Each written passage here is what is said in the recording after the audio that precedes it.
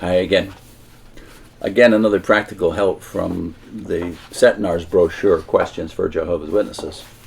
This is about the claim that was made, that I heard back in the 70s, that Fred Franz, who was acknowledged to be, even by us when we were faithful witnesses, maybe the only scholar in the organization, but we thought he was a real scholar.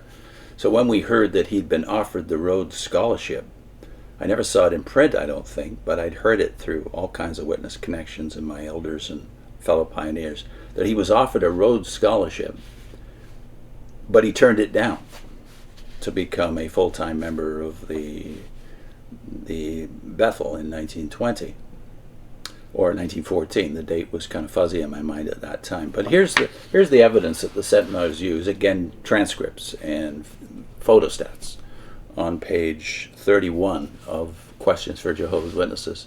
First of all, the question: did Mr. Franz under oath testify that he was offered a Rhodes Scholarship? Now, this is from that famous set of sessions in Scotland, the Scottish Court of Sessions, November 1954. Mr. Franz is being re-examined. Here's the answer to the question of what kind of education did he receive. Franz says, yes, in the University of Cincinnati we studied the famous Westcott and Hort edition of the Greek text. Question: I think you yourself left Cincinnati University without taking a degree, as Mr. Leslie elicited, but I do not think you told us of one other matter. Is it the case that you sat for and were awarded a Rhodes Scholarship?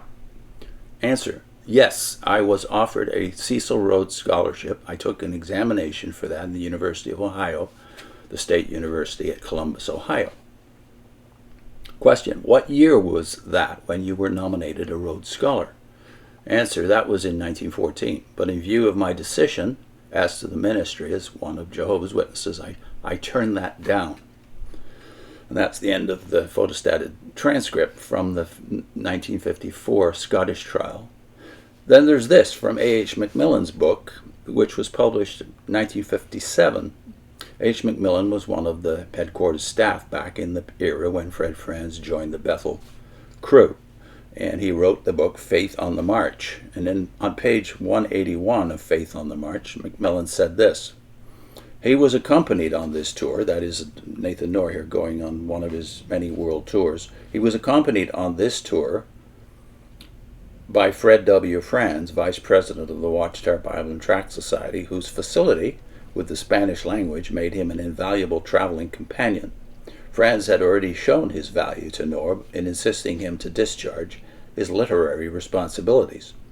A scholar from his youth, Franz is a keen student of the Bible. Born in Covington, Kentucky in 1893, he carried away the honors of the University of Cincinnati. Well, that's not what was said in the transcript, where it is acknowledged apparently by Franz himself that he didn't graduate from Cincinnati University, and was offered the privilege of going to Oxford or Cambridge in England under the Rhodes Plan. Instead, in 1914, he entered the full-time ministry.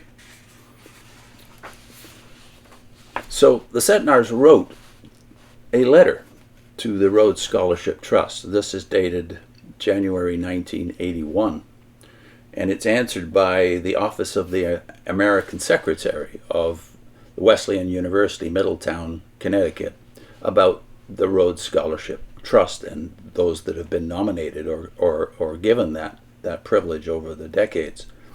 It's addressed to Mr. Cetnar, and it's signed by a William J. Barber.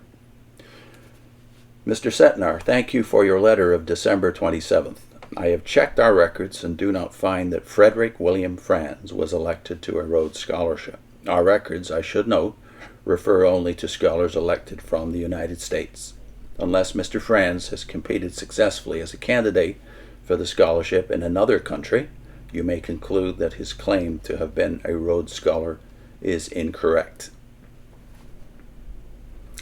So if any of you have more information about this that has come to light since the Cetnars published this, please let us know, because I'd like to be up up to date and accurate in the way we represent this. So this was also very disillusioning to me, because after all, Fred Franz was what we claimed in my era 50 years ago was a scholar that was up to scratch. And not only did he have a Rhodes Scholarship in his background, at least the offer of it, but he was competent in Hebrew and Greek, which is disproven elsewhere in the Scottish trial transcripts, etc.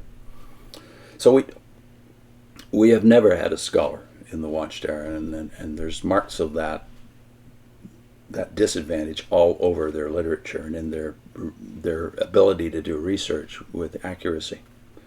I'll put in a link to Fred Franz and the New World Translation. What do the Cetnars and others have to say about that relationship? See you soon.